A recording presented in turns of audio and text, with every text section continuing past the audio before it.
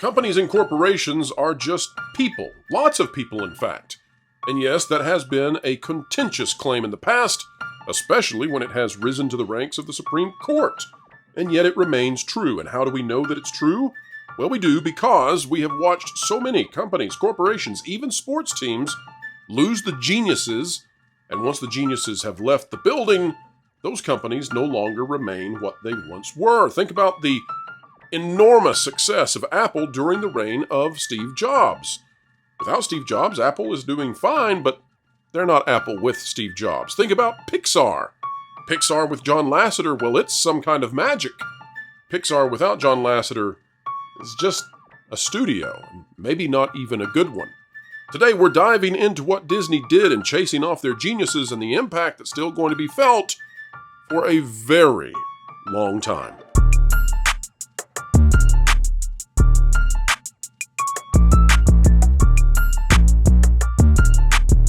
Hello, folks, you geniuses, you enthusiastic scholars of all things entertainment. Welcome back to the course that is called Exposing Entertainment, Explaining It, Analyzing It, and Bringing It to the Cold Hard Truth 101. It's a little bit of a long title, you might say, in college, but, well, at least the tuition here is free.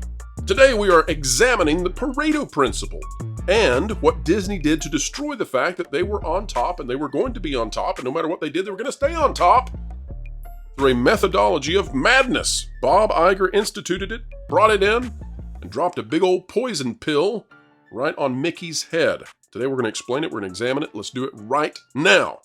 That's something you've talked about a lot, Pro, is the brain drain from the Walt Disney Company. They just don't have the top animators anymore to kind of create these things.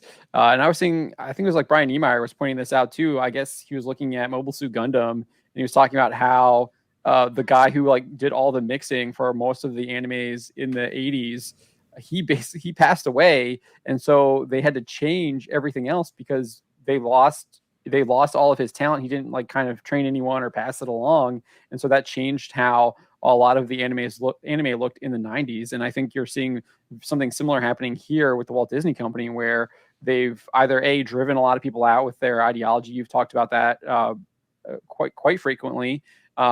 B, they've aged out. They're at retiring age, and the people that were below them just aren't as talented, didn't get it, or they're using different tools, trying new different things instead of sticking with the tried and true animation stuff. So those are two big factors, I think, that have resulted in a brain drain from the Walt Disney Company. It's the cultural shift, John. Yeah. It's the loss of institutional knowledge, and Disney did it. It happened in three different ways for them, right? They had people age out, even though they had the legends. A lot of them passed on. A lot of them got corrupted by messaging. That's the whole other conversation. But then you have like the talented people that were the senior folks, and they were recruited elsewhere. Disney lost them because they didn't retain them. And, the people that they didn't lose that way, they lost because they forced them out. Right. And that, again, now you have nobody that knows how to tell a story, which is the most important part of anything, whether it be film, animation, television, doesn't matter. You have to have good storytellers. My argument is Disney does not have storytellers anymore. They lost them. No, absolutely not. They think that they can pay the group to, manufacture us a good story, the same way that you would go into a factory and say, make me a table, or make me a set of chairs that looks like that set of chairs over there. They see what other people have done well, and they try to mimic it the way that you would think some weird blob creature would try to mimic human form. It's that whole data-driven idea that they've bought in everywhere, in every aspect of their company. The problem is that's why things that they produce seem very soulless and very paint by numbers, because it is analytically driven. It's not driven by a human experience, because none of the people that work for them have had a human experience yet, or maybe they never will. I keep going back to this because I just watched it again. Wreck-It Ralph, Ralph Breaks the Internet, Wreck-It Ralph 2, or whatever you want to call it. There is a scene that they spend a good length of time talking about the Oh My Disney weblog. In the middle of the movie is an ad for their website.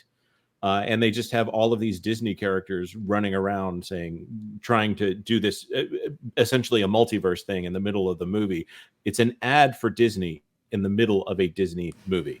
It is the most, if you don't like them, it's so easy to see how crass and cynical that is.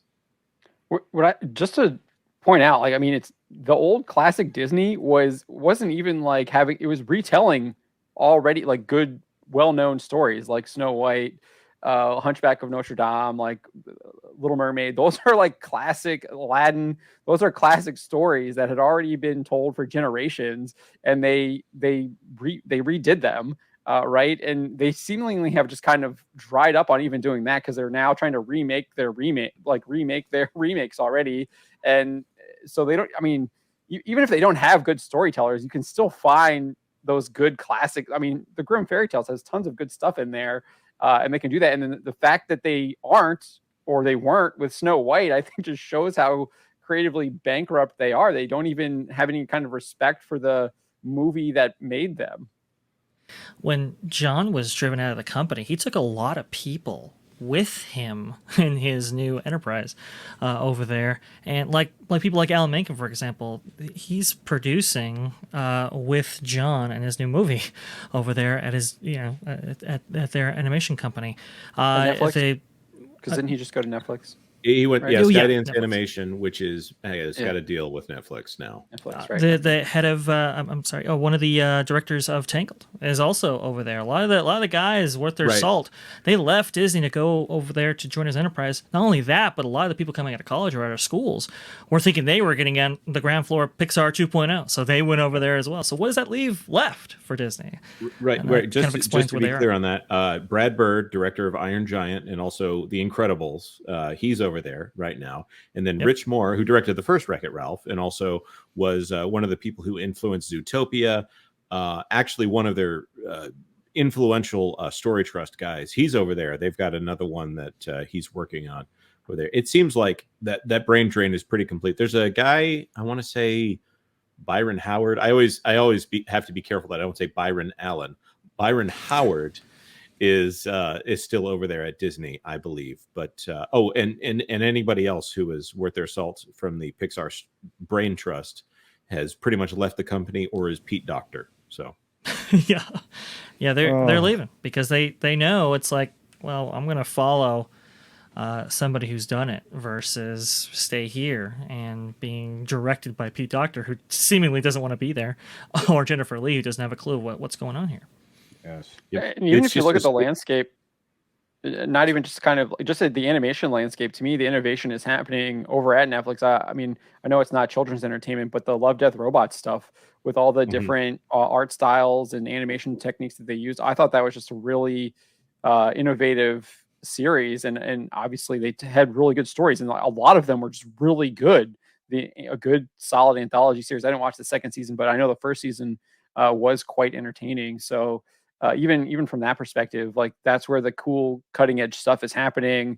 And that's where people are attracted to go. And they're like, oh, I want to go work with those guys. So you're not even attracting maybe like new talent that you can build up because you're creating kind of bland, cookie cutter, boring projects that that people don't want to work on.